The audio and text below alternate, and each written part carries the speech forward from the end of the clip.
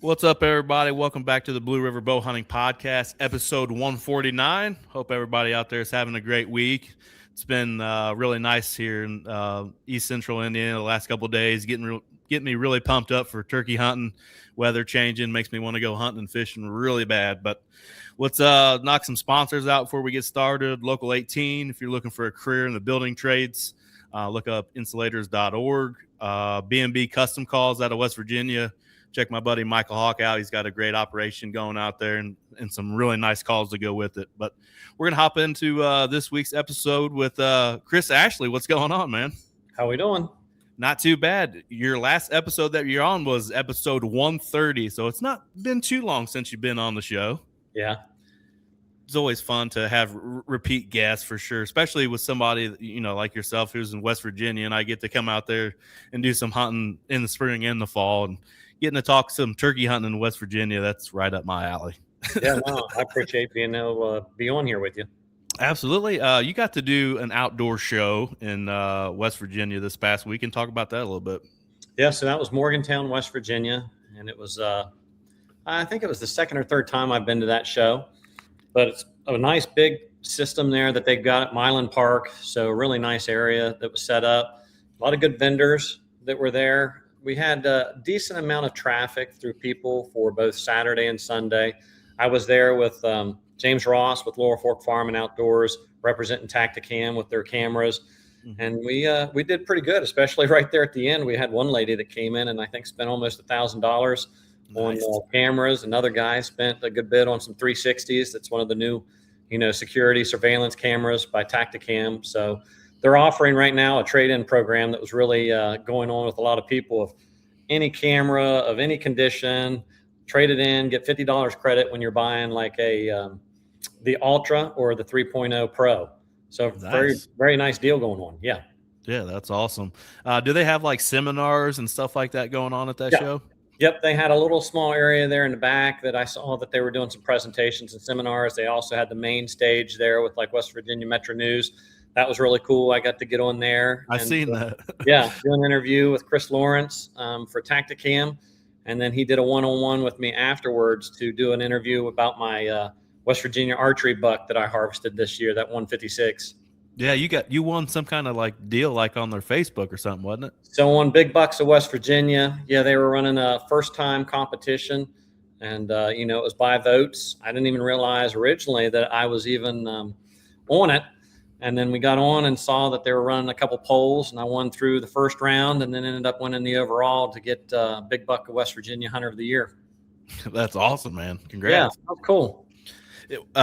Going back to like the seminars, yeah. I don't think people take advantage of those enough. Like our indie show is very big. It's gotten bigger each year, it seems like, but our booth is like 2 spots down for where they do all the seminars. And this year they had Philip Culpepper in there. Ooh, 2 or 3 times a day, and nice. I see him walk past me 3 or 4 times, and I'm like, man, if somebody really really appreciated who he was and what he's done, they'd be sitting in the seat in there listening to what he's got to say, because that guy kills turkey. He is a turkey killing machine. Yeah. And I think it varies. Like I know some friends of mine, they had talked about, and I forget whether it was the NWTF or which show they were going to. That was one of their big focuses, was looking at what seminars were going on. Mm-hmm. Did you get to go down to the NWTF? I did not. We were on a cruise. Nice. And my wife had earned a cruise there through her business. Mm-hmm. And so we were doing a little 3 or 4 day cruise. But yeah, I wanted to be at the NWTF. Hopefully next year I get to go again, because it's just an amazing experience being there in the Grand Ole Opry Hotel or resort. Mm-hmm. Gorgeous. I've yet to be able to go. It just falls in a really weird time for me. I'm trying to make a bunch of money for turkey season, usually working a lot of overtime. It usually falls right around Valentine's Day, so that can be kind of a hard sell sometimes. Let's go to that. Well, I could probably sell the Nashville part, but the turkey hunting part, I don't know if I could sell that part. The resort is phenomenal. I mean, you walk into a place that reminds you of like internal Italy. They've got these flowing water streams and these almost like villages built in these different fingers of the resort that's coming out, and you can get on little boats and float around. I think it's, beautiful. And then at the same time, the show is just huge. And Yeah. so everything you can dream of walking up and down the aisles and making, contact, seeing, people like you said, Culpepper or Michael Waddell or Will and Jimmy Primos, and just meeting all them. It's just really, really cool experience. Yeah, for sure. Well, let's talk some turkey hunting. Sure. Uh, who got you into the turkey hunting space? That'd be my dad. And then there was another friend of mine, but yeah, primarily my dad. Hmm. Did you start hunting turkeys around the same time you hunted deer, or did you one before No, the other? no, like deer, I forget. I started it when I was pretty young. I don't know whether I think I was 9 when I harvested my first deer. Hmm. But I don't think I started turkey hunting until maybe around 12, maybe even a little bit older. Gotcha. And then once I did it, though, hooked, Yeah, for sure. hooked. And Uh, it, it's changed the game so much too. I mean, that's like now with my kids. I think my one boy shot his first turkey when he was 6, but with like using like 28 gauges. And of course, now this is a whole nother discussion when we talk about TSS and the expenses of TSS now. But that's opened up a whole new game with 410s, mhm. 28, 20s, especially with youth. But no, got to start a little bit later into it. But man, I flat out love turkey hunting. Oh, absolutely. And it seems, and it could be a biased thing because I enjoy it so much. But I've turkey hunted all over the Midwest, Southeast, a little bit of the East Coast. Um, there's just a different feel about West Virginia. I don't know if it's the terrain, the That's what I was going to people, say. the people have a lot to do with it. Yeah. And I'm a little chubby guy. The food's unreal over there. You got your guys' food selection with all the Italians and that sort of stuff over there. You guys kill it in the food department.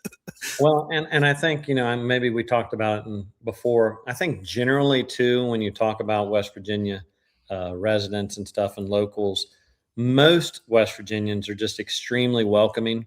friendly, hard to Yep. meet a stranger.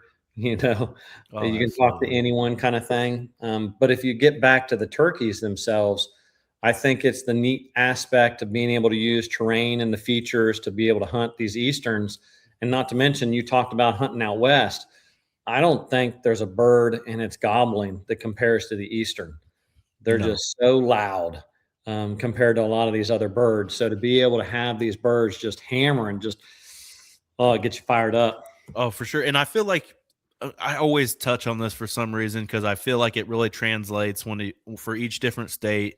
But timber birds compared to field birds, I feel like from where I hunt in West Virginia, I get a mixture of both. Like up there in the northern part of Hancock County, where I go there, I get a lot of field birds. But I travel just a little bit south of that and hit the around Wheeling, and it's back to timber birds. So I feel like you get a good mix of field and timber birds in West Virginia. Hmm. Yeah, and one thing that's changed, I know specifically too, with like our property, is pipeline. The oil and gas pipeline came through, Yep. so of course that opened up big long strips and created fields within the woods that Yep. wouldn't have been there otherwise, and that's changed a good bit of the terrain as well and the features of how you'd hunt it.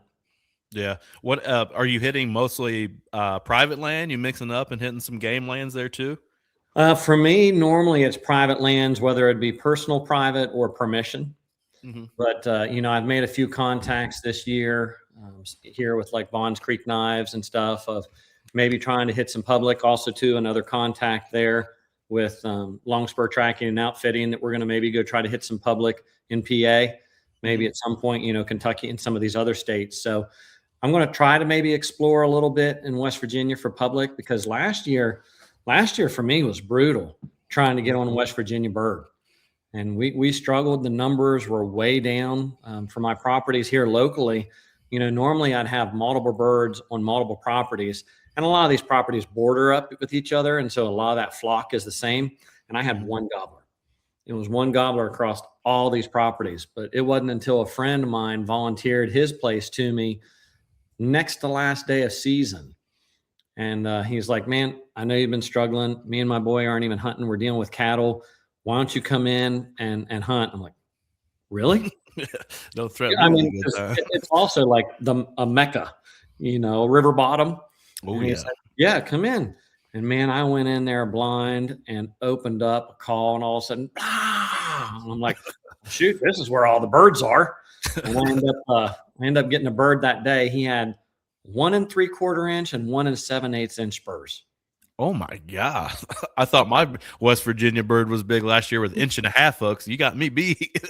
Yeah, it was. I just, as soon as I walked up to him, in comparison, I'm like, I just shot a Boone and Crockett turkey.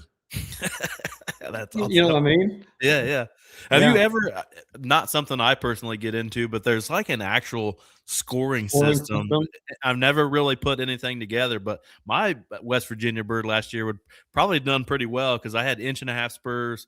I think it was 11-inch beard, and those birds were like 25 pounds. Oh, I geez, mean, yeah. oh yeah, they come in breast just a shaking when they're. I was like, you start drooling in the corner of my mouth, Yeah. Uh, and I that was don't know. we took 2 of them. We doubled up, and they were Oh, almost identical. 1.5 inch spurs, 11-inch beers, 25 pounds. wow. Yeah, 2 of that's them. that's a big total. They've got the formula that you Mhm. apply for it. And if I'm right, don't hold me to it. I think there's 2 classes, I think you're a right. Yeah. typical and a non-typical. That way you can distinguish between like a multiple beard bird that, you sit there and you go, well, shoot, I can't even compete with a multiple bearded bird. Right. I think there's 2 classes of it. But you reminded me, I don't know if you've seen on my channel, I had a white-winged gobbler that came running in through a field. I do remember seeing And that now and he you was said like you said, that bouncing. Yes, I wasn't gonna do it, but yes. that. Hey, I've been hitting the gym. I'm flexing up a little bit. Well, I like it, I like it. Oh, yeah, it's like you said. And then wouldn't you know it though, man, I shot a little low because he was just over the break, and I pretty much blew his whole beard off. Oh man. Yeah, well, I went down to him, and I'm like, "Man, you are a giant." But, oh, yeah. And then I did have one bird that was similar. He had, like 1.5 inch, 1 3/4, almost 25 pounds, huge beard, but I never knew about the scoring system at the time, and it wasn't until later that I'm like, "Man, I would have liked to have considered doing that." Did you see any similarities or whatever characteristics of like sometimes a place I hunt in Tennessee, they have barred fans. You see a lot of double beards, that Oh. sort of thing. Do you see anything like that where you're at? I can't say that I have, mainly just because, like, that's the only white-winged bird that I've shot. Hmm. Um, I've never, ever, and, I wish, shot a multi-bearded or a multi-spurred beard That'd be or wild. bird. And so I can't say that. Otherwise, a gobbler is a gobbler, Right. in my opinion. Now, in Ohio, it's interesting that we do have, and I think they call it a gray, but we do have like these white hens, a couple white hens that are in that flock. I've Mhm. never seen it spread to, the genes or genetics into the gobblers yet, but I've got these at least 2 or 3 hens that are across a couple different flocks that have that peculiarity to them. What about bearded hens? You ever see any of those out Yes. there? We have bearded hens here and also in Ohio. Hmm. Yeah, I think it's kind of cool. Like it was kind of like a trophy thing. I feel like for a while to shoot a bearded hen, but some states are making it illegal where you can't shoot them. Mm. I know Tennessee is like that. They've implemented that into their laws and regulations. I think as of a couple years ago, because of one of the first times I hunted Tennessee, um, they had a bearded hen come through, and I'm like, I'm getting ready to take her. My buddy's like, no, no, no, no, no, no, don't, because there was like a theory that a bearded hen had more testosterone and they would produce more males in their hatch.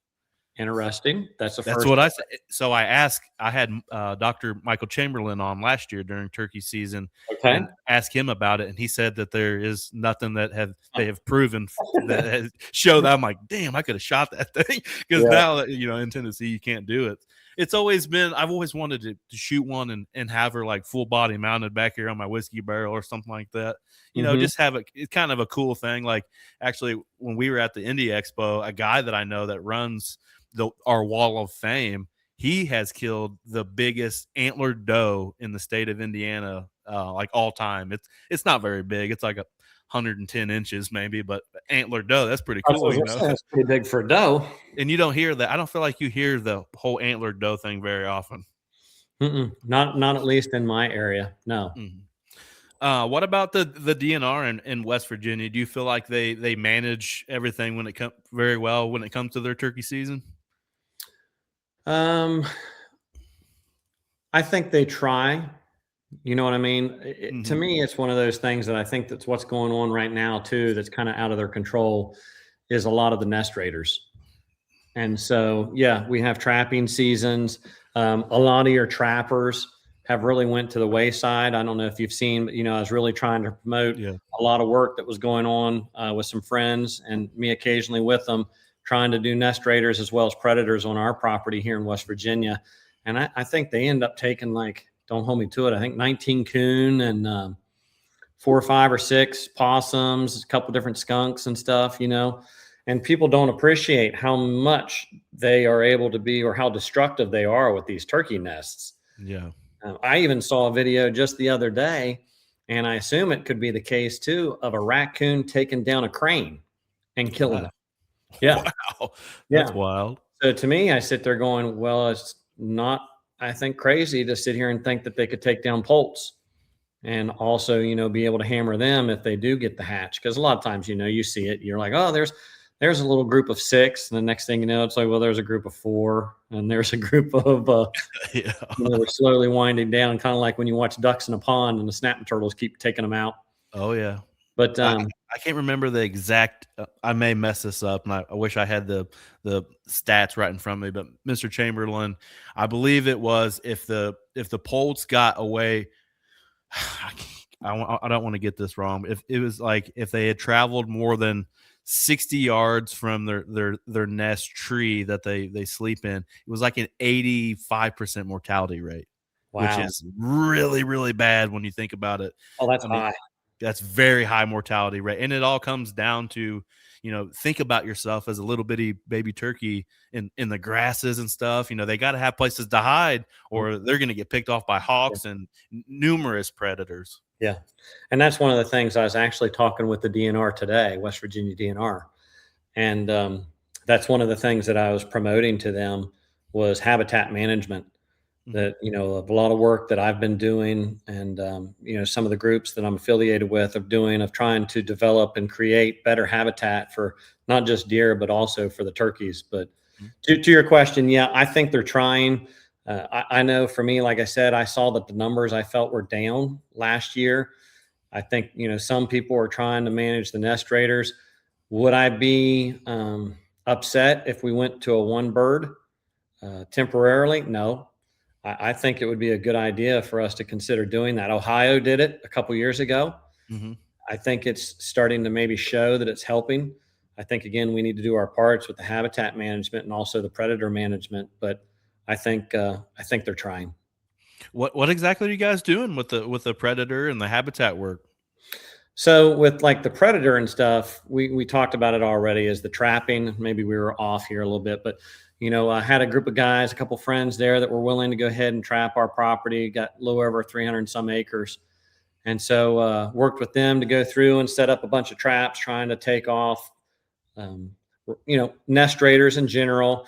Also, too specifically, we're focusing a lot on coyote because man, the coyotes are heavy. I even still, and I know it. You take them out, there's a good chance that some will move in, just like anything else. But I had 2 on camera today, even. But they end up taking out a couple coyotes. I really didn't want them to be hard on the bobcats, which I know might sound crazy, but I like bobcats. Hmm. And the same way with fox, I made them release all the fox just because really our fox population isn't super high right now. And so I'd rather be worrying about the coyotes and stuff. So that was a large part of it. As far as like turkeys, doing stuff, trying to make like temporary openings and clearings, doing some forest stand improvement, really trying to get light to the ground, trying to let, forbs and woody browse come up was one of the big things. Also in Ohio here in the near future, a friend of mine's got a burn plan set up for me. So we're going to try to be doing some prescribed fire. And then at the same time, one of the things I generally try to do with like my food plots, especially here in the spring, is I've got a lot of winter rye in them. Of course, I got clover, of letting those kind of grow up. And then those can serve as kind of like brooding areas for those, bless you, for Yeah, those thank you. poults and stuff to be able to pick and bug and also have some cover, especially from, the overhead of like the hawks and stuff that can come in and be pretty hard on them as well. Yeah. Wonder if with seeing so many of the predators, wonder if that's why your population has been down. Oh, Like last year you said. I think it's a big key. I mean, you talk anywhere with people. I can remember when people used to talk about coyotes as an example, and I'm like, nope, never seen them. Don't have any of them. And now it's almost routine to get them on camera every few days and stuff coming through. Hmm. But at the same time, too, I think the nest raiders is huge because how many coon hunters, as an example, have went away from coon hunting because you can't get permission to cover all these different properties. You can't make your dog stay on a 50 acre, 100 acre, a 300 acre.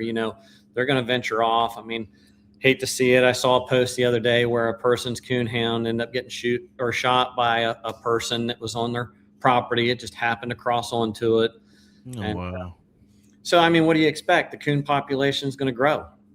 Yeah. So, to me, I think that's where we got to have the management still with the trapping. Yeah, I completely agree. Um, Filming turkeys, I know you and your boys and stuff get out there and film them quite a bit. What's your like go-to setup as far as filming for turkeys? Well, and I mean, some people might frown on it. I've been posting comments like, "Hey, what's your thoughts on decoys and stuff?" And I know some of them as examples, like if you have to use a decoy, you shouldn't even be able to turkey hunt.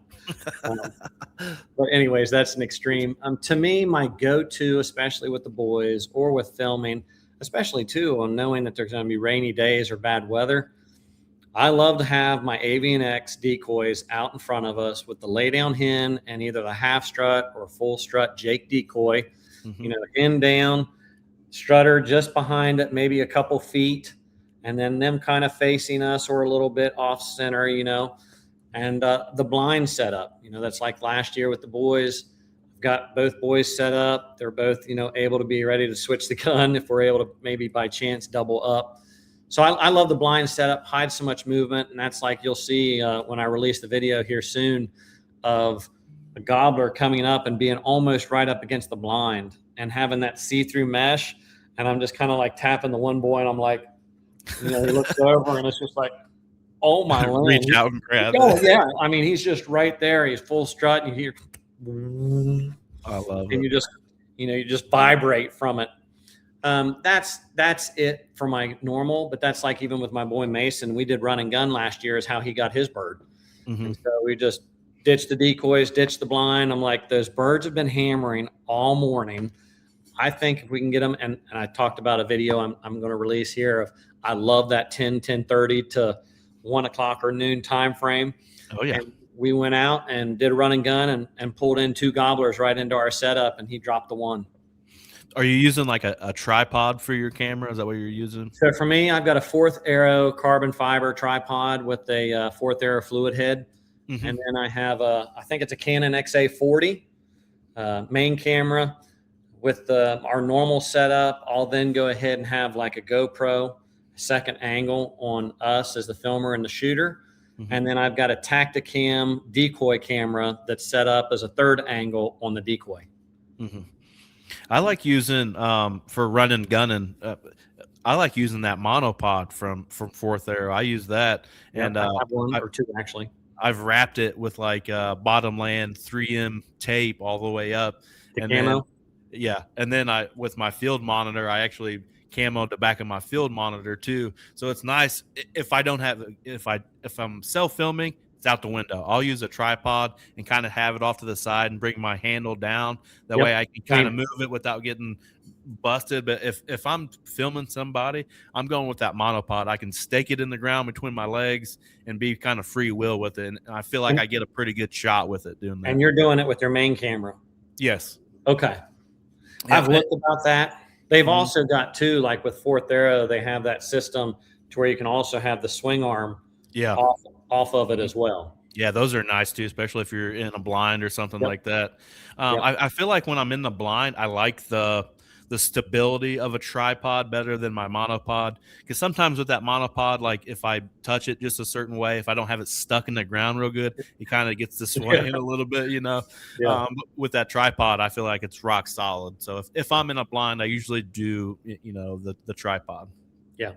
And I think it would also depend too with the monopod of how dry out For is sure. it. Because next thing you know, you're like, especially around where we are, our soil is almost solid clay. Yeah. And that clay, when it dries out, turns into a brick. Oh, And so absolutely. next thing you know, you're like, oh, that's not going anywhere. Right. Yeah, for sure. Do you see a big difference in between the deer videos and the deer content that you produce for YouTube compared to the turkey hunting? Do you see like a big difference in numbers? Because I feel like on my channel, I feel like the deer gets a lot more views. I don't know if it's more people on algorithms searching that stuff. I feel like it does way better than the turkey hunts that I put out. I think it depends. I've had some pretty good numbers both ways. Like what I've been seeing here lately with doing like shorts and reels, especially when I'm releasing some of my tips or tricks, Right. is that there is a huge following out there of just turkey hunters. Now, right or wrong, here's my opinion. I don't know if it really goes both ways. I think what you find, and it should, I guess, go both ways. I don't know. I think it favors the one. Here's what I was going to say. Okay. I think you find a lot of deer hunters turkey hunt, but I think there's also a good bit of maybe turkey hunters that don't deer hunt. If that makes sense. So Yeah.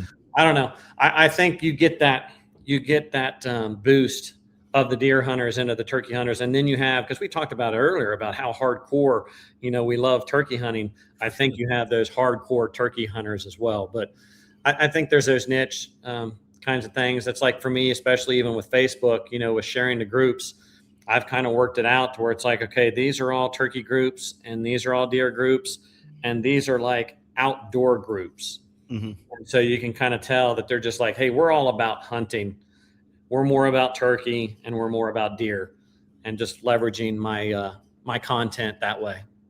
That makes me think of a question. How do you manage that type of stuff? Like I've tried to post YouTube or shorts and stuff like that in some of those groups, and some of them have the thing where you can't like self Fair. promote and stuff like that, and they always never approve it. Yeah.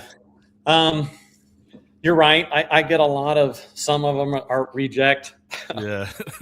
You also have some of them too that they're set up where you're not able to share, Right. that they really want that you're putting fresh new content in there. So I try to pay attention to some of those different groups, but otherwise I try to split it just based on I'll say the genre. Hmm. So like I have groups that are trapping. I've got groups that are predator, the deer, the turkey, and then the generic. And so I try to break it up accordingly. Facebook also has that limit sometimes where they don't want, in case that you're spamming, that they don't want to let you do a ton of shares and they'll shut you down.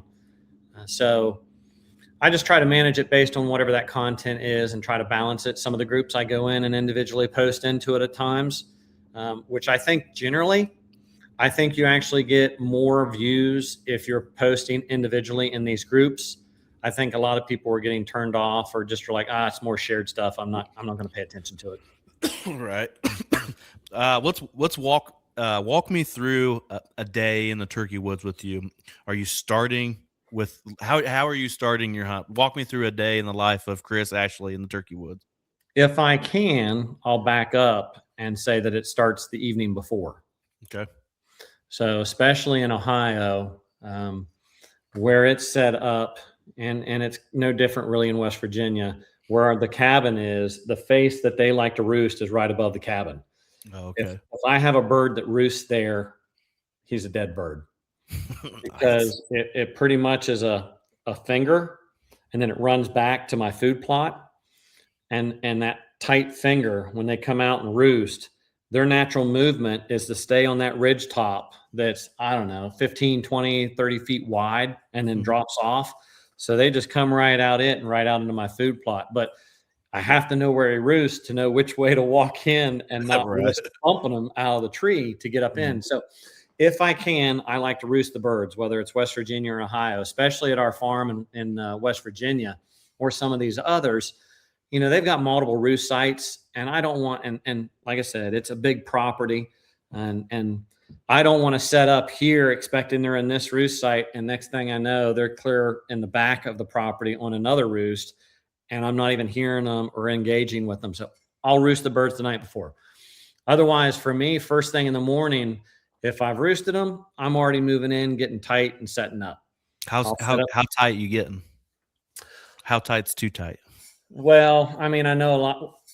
It's a function of the season.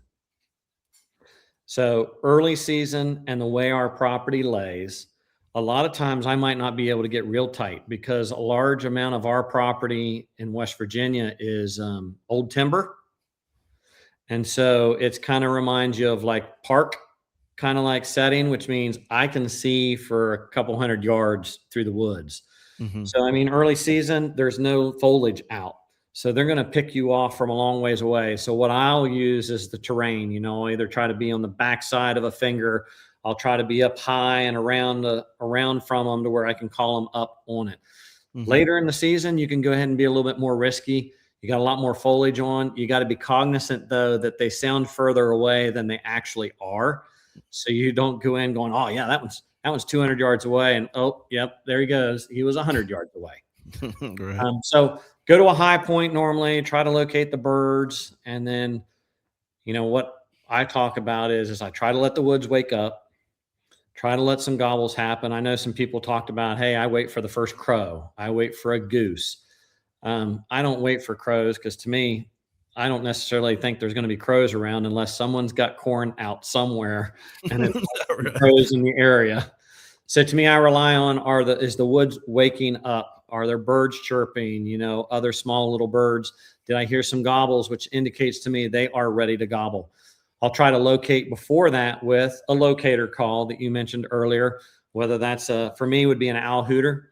Some will go ahead and use like a coyote howl. Once it gets light or, so I'll do a crow call.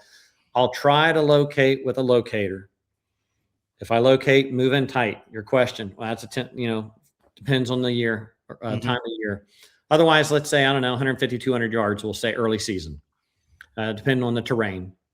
I'll set up, make sure they are where they think they are with the locator, set up and start calling. And then with it, especially on the roost, I'll just let them know that I'm there. If they gobble back, I want to shut up. In my opinion, the more that gobbler gobbles, the more he's going to call those hens to his tree, and the higher percentage or chance that she's going to pull them away from me. So for me, if I could just be like, I'm over here, and now shh, don't say anything else. That would be perfect situation. Mhm. But I've had a lot here lately in the past few years of gobblers being henned up on the roost. And so a large part of it is for me, and then we talked about it, that 10-30 time frame of just riding it out, waiting until he breaks away from those hens. Yeah, Or and go go ahead, ahead. sir. Go ahead, sir. Go ahead. Or I was going to say, and it's like some of us talked, being where I know they want to be and doing subtle calling, typically for me, for the hens to feel comfortable and not threatened to pull the gobbler in. Same thing happened last year. I think it was mine or it was my boys.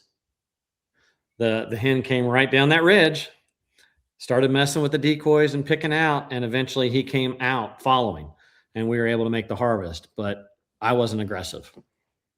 Yeah, I've talked about it on the show before. I like to read the room. Are they really aggressive in the tree? Or are they just, you hear a couple gobbles instead of 20 gobbles, or whatever. When they hit the ground, and I'll do the same thing. I'll let them know that I'm there. I'll do some tree yelps, some real soft stuff. And I would not ever really get loud on the limb. I've heard birds get loud. I've talked about that before a couple years ago in Tennessee. I could have swore somebody else was on this property. I'm like, there is somebody over there. I know it. I've never heard a bird Call that interact out. like that. Oh, Yeah. in the tree. I was like, there ain't no way. And actually, I talked about it earlier. It was that bearded hen. Oh, okay. She was going ape shit at 6:30 in the morning. I was like, there's no way that's not somebody on your property. Like I knew it, and I was fooled. And I just like to read the room. Once they hit the ground, then you start playing the game with them, and it can be tough for henned up birds. What do you do to approach a henned up gobbler? Well, I think it's kind of like you said. I mean, I'll approach it two different ways. First, for me, a lot of times is going with the subtle because I feel like too many times that the hen will go away. I'm feeling threatened. I'm being intimidated. I'll just take him away. Whereas if I'm more subtle and want to be more of, I guess, I want to flock up with you, I've had where I have literally sat and had them walk 6 feet by me, walking up the road that I'm on the edge of, and I just keep my gun pointed right in the middle. And as soon as his head hits the bead, bam, Wow. because he was just following right behind them, but they were picking and scratching. So that's Hmm. what I'm kind of simulating when there's the hens. And that's what I did last year was I'm like, hey, I'm out here, but I want to be where you want to be, Hmm. which for me is in the food plot, the clover, where I think they're going to high points where they're wanting to go and gobble and strut and be there anyway. Yeah. Um, if that doesn't work, then yeah, I flip to the opposite and I'm like, all right, this isn't working. Bop, bop, bop, bop, bop, bop, Yeah, yeah. Start you fighting know, back with him. well, yeah, and she comes back on me, then I'll come back on her, and I just start Hmm. mirroring back and forth, and then you can have it as well too, where she comes in and she's the dominant hen, and she's like, "Hey, back off," and might pull him in. But my opinion is I've been more successful being subtle than I have been being aggressive. 100%. I think that's where I screw up more on timber birds compared to field birds because like you said, you kind of know where they want to be. Yeah. Maybe you've scouted the area, maybe you live there, you're able to see kind of time frames where they're at in the time of the day. In timber, I feel like I'm like, damn, where they want to go. I'm looking at ridges, like you said, ridge tops and stuff like that, and I'll be like, okay, I think he's going to run this ridge to here. I'm going to go way around him and try to cut him off, and then he Yep. goes, the opposite direction. I'm like, I can't win with this guy. Yeah, and I've had it before too, to where, and I've known that they're henned up, but I sit there and I'm calling a gobbler, and I'm set up, and he's going away, and then next thing I know, he comes back, and then he goes away, and he comes back, and then I end up going ahead and moving in, and next thing you know, he's just shifted even more, and I'm like, all right, you're henned up, you're just strutting, following her as she's feeding, and I'm playing this game, and I'm getting nowhere. Let me go find a bird that actually wants to work. I'll come back to him maybe here later in the morning. But I've also had where I've got impatient, and I just did a video that I talked about that, where it was like he did that. He was going away. I sat there calling, and I did what you said. I'm going to circle around and cut him off. Well, next thing I know, he's gobbling where I was originally set up. I'm like, Yeah. oh, It's happened to yeah, be a bunch. yeah. That's why I say patience kills birds. Oh, absolutely. And like you said earlier with the time frame with West Virginia, 1 o'clock, it's like, man, sometimes you're like, oh, I wish I could be out here a little bit longer. And some of the states that I'm able to hunt all day, I've had great success even later than that 10:30, Oh yeah. almost like a 2 to 3 o'clock, somewhere right in there. My first Indiana bird, I killed at like 4 o'clock, and they were hammering like crazy at everything I put out. They were, answering me right back. Mm-hmm. That's like Florida. When I harvested my Osceola, it was when they were getting ready to start heading back to roost, Mm-hmm. and we knew where they roosted, kind of like an intersection intercept kind of thing, and was able to harvest him. Kansas was similar kind of thing. I ended up going back for lunch, hanging out for a little bit, and it's like you said. I went back out at, let's say, that 2 o'clock time frame. Boom, there he was out in the middle of a field, full strut with a whole bunch of hens, and I tried to put on a stalk and came real close. I just didn't push the yardage, but I mean, they're not leaving the woods. They're Right. they're still out there. You just got to find that bird that's willing to work and play. Where all have you got to take birds and travel to? So I did Florida for my Osceola. I did Kansas for my Rio. I did Washington State and Idaho last year. I took two Merriams in Washington State, and I took one Merriam in Idaho. And then I've done West Virginia for Eastern, and I've done Ohio for Eastern. And then I go here with some friends in April to Montana. Nice. And then I might, I think I mentioned it earlier, I'm wanting to hook up with some of those friends to maybe see about going and hitting PA. Love to try at some point to hit like Virginia, Tennessee, Hmm. some of the neighboring at some point, and just from there go up. Eventually, I want to really hit Maine, Vermont, New Hampshire. I think that's been a pretty popular destination in the last couple of years. Sounds fun. I've seen a lot of videos from up there. So, are you is in the books at any point? Are you going to try to go for like a super slam or a world slam or anything like that? and try to get the Goulds and stuff. Yeah. I won't rule it out. Um, to me, it was just right now. What I'm more looking at is just opportunities to hunt birds in other states. That's like going to Washington and Idaho was just awesome. Being able to go with some friends, but the terrain, the area was just gorgeous, and it was awesome. Here we are hunting turkeys, also surrounded by elk in this area that had all kinds of beautiful lakes and forests and stuff. It was just gorgeous. So that's why I'm looking forward to hunting some of these different areas. Um, I, I wouldn't mind going ahead and getting the Goulds, go down to maybe New Mexico. I don't know if there's Goulds in Texas or not, or you just go straight into Mexico. Yeah, the Mexico, like I think it's more of the southern point. When I talked to uh, Isaac Pentecost, it was like in the mountains down, like almost like that Rocky Mountain range, but Mhm. down into into Mexico. And from what it looked from the videos I've seen, it looks like they love to play the game and love to gobble their brains out. I can't speak to it. I don't know. But how Mhm. about you? I didn't ask, where have you been? So I've basically all Easterns, from Tennessee, Kentucky, Oh, Indiana, Michigan, West Virginia, Missouri, holy all moly. Easterns. So I've got the Eastern part down, right? So I put in for Kansas this year to try to go get my Rio. Didn't get drawed. Yeah. Um, I had a hunt lined up in Texas this year that fell through. So I'm actually adding a state, and it's an Eastern that I've never hunted before. That I'm super excited to go on, and it's Alabama. We're going to do Alabama Easter weekend. It sounds. I've always heard, talking to people on the show and stuff, that public land Alabama bird is one of the hardest birds to kill. So I'm either going to have a lot of fun or I'm not going to have any fun at all. But I'm looking forward to it, though. Yeah. Turkey hunting's fun no matter what. Right, that's what I thought too. But I want to complete the Grand Slam at some point. Um, I'd say the Osceola is probably going to be the last on that list. I'm going to try to do the. I should draw for Kansas next year since I didn't draw this year. Yeah. But and it's funny when I come to West Virginia this year. I was going to ask you. I'm not even bringing a gun. I'm bringing my bow. We're doing bow only this year in West Virginia trip. Have you ever killed them with a bow? Couple. But, and that's where some people, I've never done it without a blind.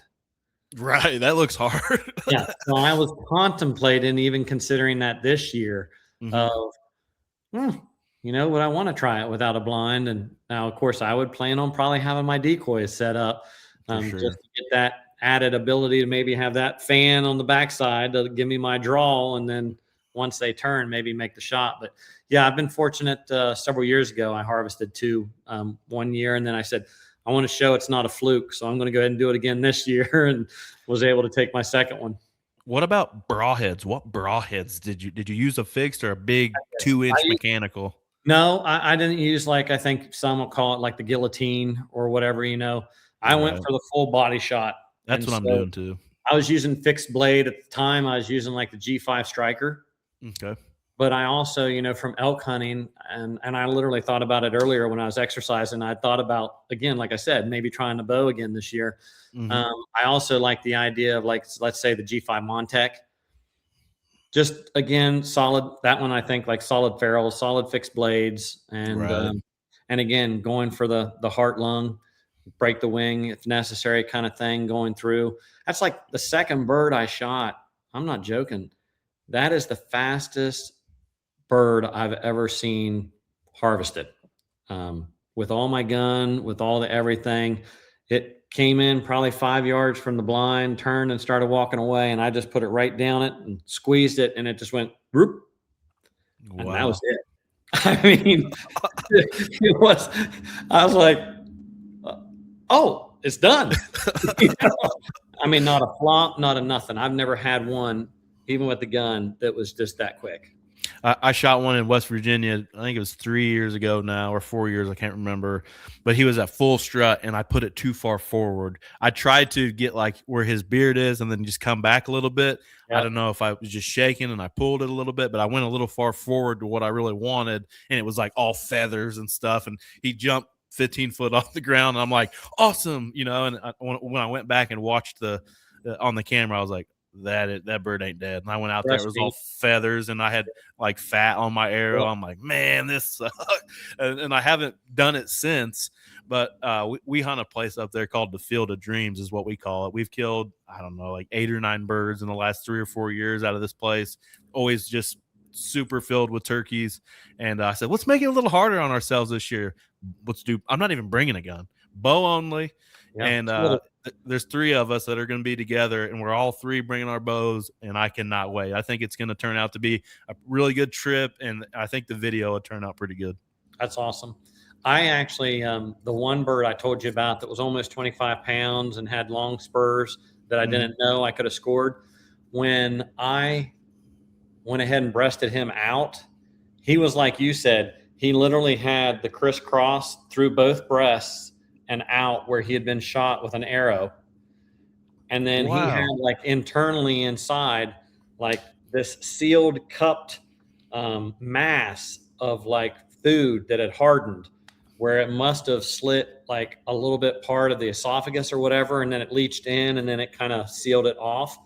But it had this hard mass. But yeah, literally you could see the broadhead marks on both sides of the breast where it passed through. Wow, that's insane. He had this mangled foot as well. And I'm sitting there going, man, you had a rough life. No kidding. Shot with an arrow. You've got this mangled foot. So when he would, and that's how I always knew him. I hunted him, I think, for 3 years, but he would always hobble. And so me and the neighbors, I'd always ask him, I'm like, have you seen Hopalong? And they're like, yeah, we saw him going through the field the other day. I was like, okay.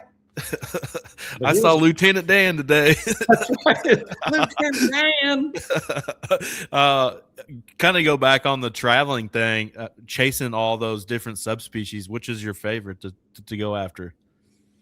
Man, it's hard to beat the Eastern, in my opinion, but I really enjoyed the Merriams.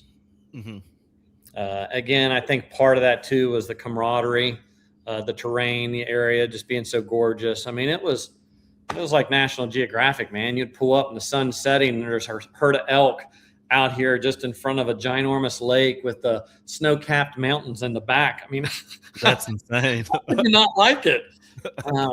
It's just a little bit different because, like I said, they just don't gobble quite as hard as the Eastern. So, you're sitting there hearing them. It's like, okay, well, that bird's way off. And it's like, oh, no, okay, I see them popping out into the field. They're not way off. It's just they're not as a hard gobbler as the Eastern. And at the same time, too, their beards aren't near as strong as the Eastern. Our Easterns, as you said it earlier, with the running and everything, they can have those ropes that are just swinging. Yeah.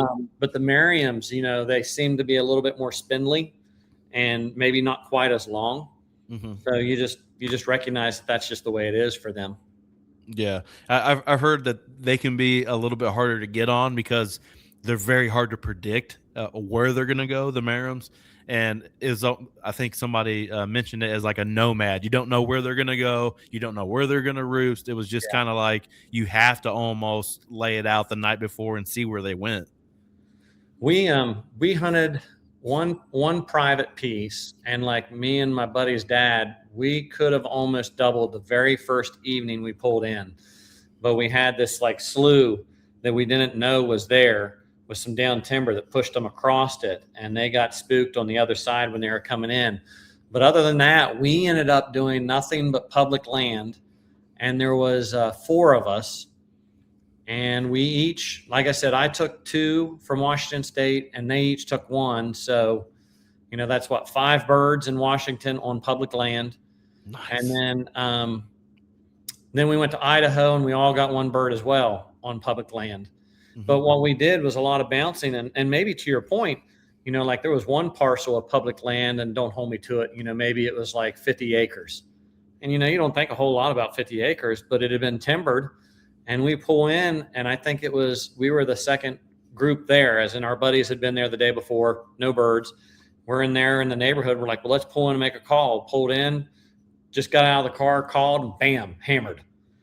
And it was like, well, he happens to be here today. All right. So it was kind of that way, with the public land, a large part of it was just cover. Let's just walk and cover a lot of land and just see if we're able to strike a bird. but we Mhm. heard a lot of birds. Let's talk some vest talk. Are you a vest guy, chest pack kind of guy? What are you running? I'm a vest. So for me, it's kind of like another post that I just did. I did one that said, if you can take one turkey call into the woods, what would it be? Well, there's a lot of people answering going, I can't just take one turkey call into the woods. I'm the same way. I've got 3 pot calls over here. I've got the box. I've got 4, 5, 6 diaphragms. I've got multiple strikers. For me, I'm a vest guy. I've been using lately here. I think it's the scent blocker vest. We've talked about. Yeah, finisher vest. Say it again. It's the finisher vest, right? Yeah, sorry, finisher vest. Yeah. Yep. So I've been wearing it, and for me, a large part of it is just the butt pad. And at the same time, it's really convenient when we are back in some of those areas of just being able to have the back pouch to either be able to carry a decoy, or when we're done, slip the bird in, and then your hands free, being able to hike on out. So I know some people have started using like that pack, and even the finisher group came up with and stuff, but I don't know. I like more than that, and I definitely like the butt pad. For sure. How about you? I'm a vest guy too. I'm the kind of guy that's got anything and everything in his turkey vest. I got dude wipes, I got Pop Tarts, I got water bottles, I got everything. But it was nice a couple times last year when I was just filming and I was just calling for people. I did run that chest pack, and I think it fits into just having another tool to be able to use in certain situations where it helps you out. But I definitely got to have, if I'm hunting, I definitely got to have that vest. Well, and to your comment, I mean, like you said, I've done before too, where I ditch some of the calls. I mean, it's amazing how much the weight accumulates. Oh, for sure. Especially then if you're running like a bino harness as well, and then you're on top of the vest, and then you have all these pot calls and box calls. It's like, man, let's start, and especially with loads of shotgun shells. I mean, that's Right. one big difference too. I've seen when it's like, okay, I'm only calling for my boy in youth season. Well, I don't need all these shotgun shells unless I'm carrying 1 or 2 extra, maybe for him. Well, Right. that weight adds up when you've been carrying it for a while. Yeah. But yeah, and especially too with me, I like the vest being the filmer of all to go ahead and throw in my second angle and third angle tripods or Mhm. stake in the back, so that when we get to the spot real quick, boom, I normally keep my GoPro on a stake when we're running and gunning the Okay. fourth arrow. So I'll Yeah. sit there, pull it out, stake it in, looking back at us. And then if we're running decoys, I'll hurry it up, set them up, spread the tripod, and I've got it looking at the decoys. I even have like a little pop-up blind thing in the back of my vest. It's just like 3 stakes with like almost like a material 3D material on it, and I can just stretch it out, put it in the ground real quick and sit down, and able to cover myself up a little bit, especially if I'm running a camera or whatever, or have a youth hunter with me or whatever. You know how it is taking kids sometimes, especially outside of a blind. It can almost be impossible sometimes. I don't realize how good the eyesight is on a wild turkey. Oh my gosh, yeah, and that's like I remember when I went with a buddy years ago. We were in, I think, college, and we went hunting together, and we had one coming in, and I'm sitting there going, shooting, shooting, and he only just shifted a little bit, and I could just, he picked it up, and you got that little, and he just started going the other way. I'm going, shooting, shooting, shooting, shooting. You just knew, and I mean, it just takes. They are amazing on their eyesight, and I sit there in deer season wondering, how do I ever shoot one during spring turkey season, because they pick me off like a sore thumb, at least up in a Oh, tree. Of course, I'm a right. giant blob up in the tree too, but What's your go-to call? Say you want to talk real dirty to him one morning. What are you pulling out of there? normally, and it's counter to what I put when I said if you can only take one call out, my mouth call. Okay. If I'm really wanting to work a bird hard, I'll do the mouth call. That way I can cut and cackle and yelp and cluck and purr. I'm not super great on purring with my mouth call. Hmm. I do the tongue roll. And Hmm. for me, a lot of times too, I get the tickled tongue. So it's like, Start "Ooh." gagging. Not the gag. It just, you get the tickle. You're like, oh, that tickled. Um, and I can't do the gurgle or Mhm. gurgle, gargle, whichever way you want to sell. Yeah. You able to? I can actually do a really good turkey call with just my mouth. Like I don't even have to have a call in. I was blowing these kids' mind at the at the expo because they somebody was giving out turkey calls, mouth calls to these kids. So they were all running around using them and stuff. And they'd run by me and I'd be like, and they'd be like, Nice. "You got one?" I'm like, "I ain't got nothing in my mouth, buddy." Just And messing you're a with them, you magician. know. Right. I like mouth calls as well. What I like about a mouth call is I feel like I can control the volume. I can either be really loud and excited with it, or I can be soft and subtle and purr, like you said, do some kiki runs or the feed whine and all that kind of stuff. I'm pretty versatile with the mouth call, but sometimes it's hard to beat just a nasty old slate call, man. A slate, I feel like I can just the pitch is in. I'm not a turkey, but what I visualize and hear as a turkey hunter, I feel like I can create that perfect pitch with that slate call. I agree, and I'll just be generic and say pot call. Right. Large part times too. I love the crystal, but I do have one call, for example, that was glass and slate. Hmm. So that was a nice combination to be able to work. But yeah, when I said what's the one call, if I could only take one out, it would be the pot call. Yeah. I just think to be able to do everything, whether you wanted to get excited on it, you can move across it to get different tones. Um, get the yaw coming off of it if you want, and then also too, like you said, go soft and quiet on it. I just think it's a very versatile call. For a tip for maybe a new turkey hunter or somebody that doesn't think about it, what's a tip for like a mystery item? Not mystery, the one item in your turkey vest that maybe somebody wouldn't think about. Mine is nippers. I keep nippers in my I keep turkey. it in mine as well. That can be a game changer in certain places. Especially when you're sitting and you got that one stick that's just driving in your back or in your leg or your butt or whatever, that just, Yeah, I mean, it goes back to your other comment. If you want to talk about clippers, you got to be comfortable so you don't move. If for you're sure. if you're not comfortable, you're going to be wanting to kind of shift around, move around. That to me is kind of like the butt pad kind of thing. Right. Um, I don't know. I mean, I can't say 100%. It's kind of weird for me. One of my things is actually for post shot that I carry around a clothes hanger to be able Nice. to clip to the fan so that you can have it full open and clip to it and be able to get the photos. The other thing for me, and this is what I'll say, it doesn't maybe necessarily help you kill a bird, is a Bluetooth remote. And for that, it's about me being able to capture good photos and trophy shots. We'll say hero shots after Hmm. the fact by myself. And that way I connect the remote to my phone, have it using the exact same tripod mount that my GoPro or whatever was.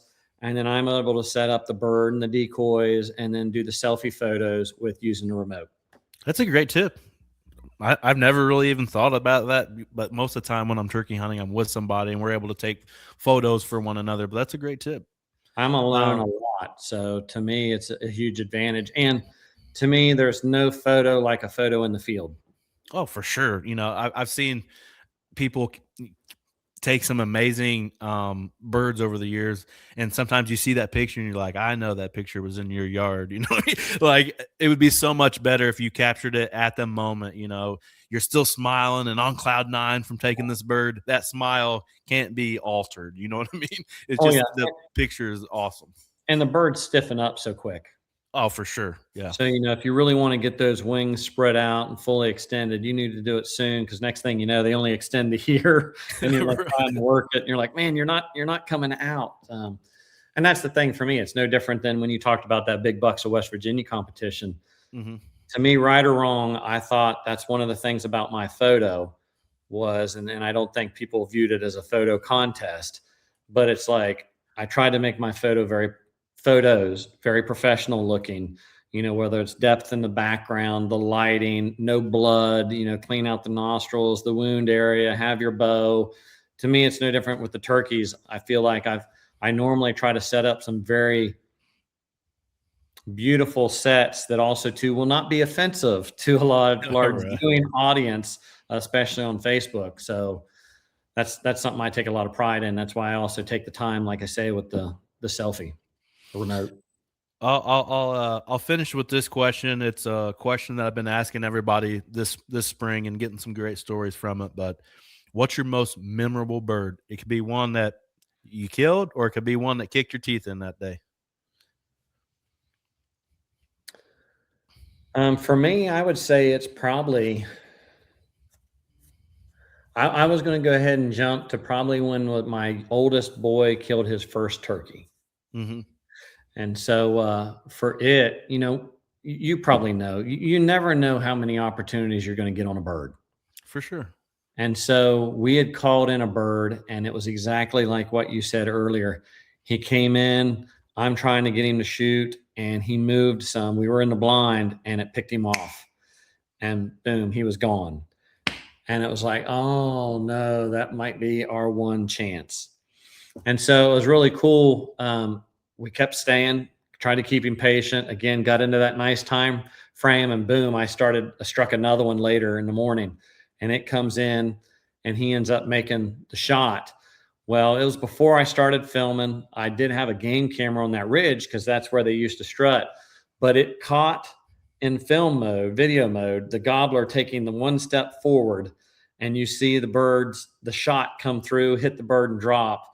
And then when I run up on the bird and get down, it captured like him and I, Oh, that's engaging each awesome. other and hugging and celebrating. And so that was all caught on video by that camera. So very memorable. That was when, like I said, that he was like 6 years old and shot his first gobbler. So I'd say it was more about him shooting his bird than any of the ones I've ever killed. Oh, absolutely. I've been in multiple of those hunts, and that's awesome. You have to send me that video. We'll have to clip it into this podcast and put that together with it. I think that'd be pretty cool. Yeah, can do. Tell everybody where they can find you on socials and YouTube and all that good stuff, man. Sure. Yeah. So I've really tried to transition a good bit of my stuff on Facebook over to just Chris Ashley on Facebook. I've got the passion for the wild and wonderful, which is generally what I have for the Facebook. That's my name also on Instagram and YouTube. So you can go to those locations for it. I'm trying to share all those kinds of hunts and stuff on all those. As you mentioned, we talk about, I do tips, tricks for all kinds of different hunting. I'll cover some fishing. Large part of it is habitat management, whether it's like invasive removal, crop tree release, timber stand improvement, food plotting, and all that I generally cover on both Facebook, Instagram, and YouTube. Awesome, man. Well, I appreciate you coming on and talk some turkeys in West Virginia. I had a blast talking with you tonight, man. No, I appreciate it. Thanks so much. I can always talk hunting, brother. Oh, we'll get you back on maybe after the season. We can talk about how your season went, or even habitat work for whitetails this summer. I mean, I love having you on the show, and you're knowledgeable with everything that we talk about, and it's always a blast having you on, man. No, I appreciate it. Thank you. Yep. Well, everybody, if you're still listening to podcast land, hit us with that rate and review. If you're still on the YouTube, like and subscribe. We'll be back here again, episode 150 with John Wall from Ohio. See you.